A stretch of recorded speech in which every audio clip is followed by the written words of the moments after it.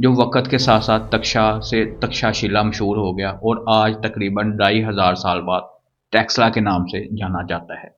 اگر ہم اس ٹاؤن تکشاشیلا کی ڈیولپمنٹ کی بات کریں کہ یہ کیسے ڈیولپ ہوا اور کتنے عرصے میں ڈیولپ ہوا، تو انیشلی تو یہ ٹاؤن لوزلی ڈیولپ تھا، لیکن وقت کے ساتھ ساتھ بہت سارے لوگوں نے اس میں رہنا شروع کر دیا اور لوگوں کے رہنے کے لیے بہت ساری نئی بلڈنگ بن گئی۔ بہت سارے پڑھے لکھے لوگ، ایجوکیٹڈ پیپلز نے یہاں پہ رہنا، کام کرنا اور سیکھنا سکھانا شروع کر دیا، جس کی وجہ سے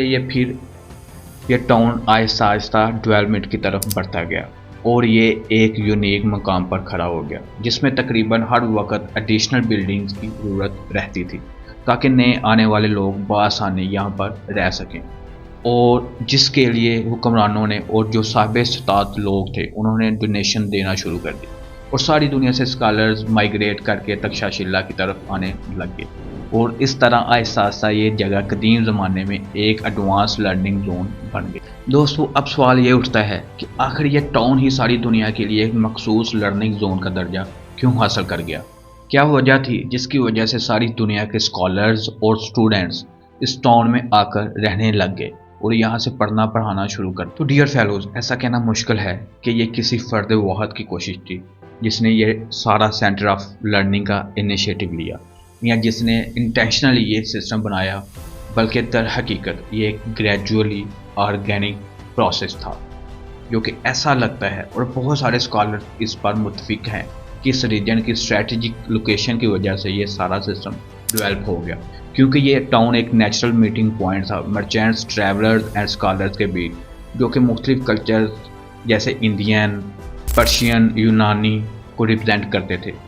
تو جب یہ ایک جگہ پر اکٹھے ہونا شروع ہوئے، یعنی کہ اس ٹاؤن میں تو تھاٹس ایکسچینج ہونا شروع ہو گئے، اور جب مرچینٹس، ٹریڈرز، ٹریولرز اینڈ اسکالرز جو کہ مختلف سویلائزیشن اور کلچر سے آئے ہوتے تھے، یہاں پہ انٹروڈکشن اور ان کی آپسی گفتگو ہوتی تھی، تو وہ واپس جا کے اپنے اپنے ممالک میں تو مزید اپنے ساتھ علم سے واقفیت رکھنے والے، علم سے محبت رکھنے والے طالب علم، اسکالرز اور انٹلیکچوئل پرسنز کو لے کے آتے تھے۔ یہ سینٹر آف ایجوکیشن یعنی کہ ایجوکیشنل سینٹر تکشاشیلا ایک الگ مقام پر پہنچ چکا تھا، جہاں پر نہ صرف انڈیا بلکہ پوری دنیا سے طالب علم پڑھنے کے لیے اور حصول علم کے لیے آتے تھے، جس میں اگر ہم بات کریں کہ بیبیلونیا، گریس، سیریا، عربیہ،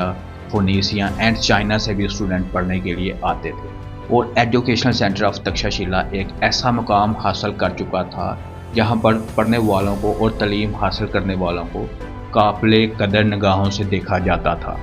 اور دوستوں، قابل قدر نگاہوں سے دیکھا بھی کیوں نہ جاتا، یہاں پر سمجھنے والی بات اور قابل غور بات جو ہے کہ آج ہم فلاسفی، پولیٹیکل سائنس اور بہت سارے دوسرے علوم کے موجد سمجھے جانے والے گریک فلاسفرز جیسے ایرسٹوٹل، سقراط اور افلاطون، پلیٹو، جو کہ تقریباً 400 قبل مسیح میں پیدا ہوئے، اور یونانی تہذیب اور یونانی علوم کو ایک مختلف اور اعلیٰ شناخت کی بلندیوں پر لے گئے، اور ان علوم سے آج تک ساری دنیا مستفید ہو رہی ہے۔ یا وہ ٹیچرز جو اس سینٹر میں لوگوں کو علم بانٹ رہے ہوں گے، ان کا کتنا بلند اور اعلیٰ مقام ہوگا۔ ان ٹیچرز میں بہت سے نام قابل ذکر ہیں جن کی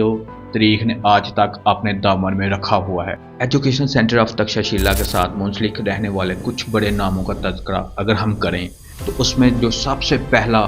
بڑا مشہور نام ہے وہ ہے کوٹیلیا کا۔ کوٹیلیا جو کہ چناکیا اور وشنو گپتا کے نام سے بھی جانے جاتے ہیں، یہ ایک اینشینٹ انڈین اسٹیٹ مین، فلاسفر، اکانومسٹ، رائل ایڈوائزر تھے۔ کوٹیلیا انڈین انڈسٹری میں ایک لیجنڈری فگر ہیں جو کہ موریان امپائر کے چیف آرکیٹیکٹ سمجھے جاتے ہیں۔ اس کے علاوہ کوٹیلیا نے ایک بہت مشہور کتاب ارتھا شاسترا لکھی، جس کو ہم ماڈرن زبان میں سائنس آف پولیٹکس بھی کہتے ہیں۔ یہ کتاب ایک جامع سنسکرتی زبان میں لکھی گئی جو کہ بات کرتی ہے گورننس پہ، اکنامک پالیسی پہ، ملٹری اسٹریٹجی پہ اینڈ ڈپلومیسی پہ، اور رولرز کو، حکمرانوں کو ایک پریکٹیکل گائیڈنس مہیا کرتی ہے کہ وہ کیسے کسی اسٹیٹ کو، کسی ریاست کو چلائیں۔ اس کے علاوہ کوٹیلیا نے ایک اپنی فیمس تھیوری جس کا نام سپتنگا تھیوری تھا وہ دی، جس میں انہوں نے سپتنگا